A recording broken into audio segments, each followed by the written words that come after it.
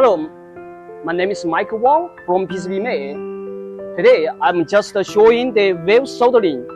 Have a look at this. This PCB assembly for wave soldering. After components placed on the PCB, the boards enter the wave soldering machine, and the wave of molten solder flows continues beneath of the boards.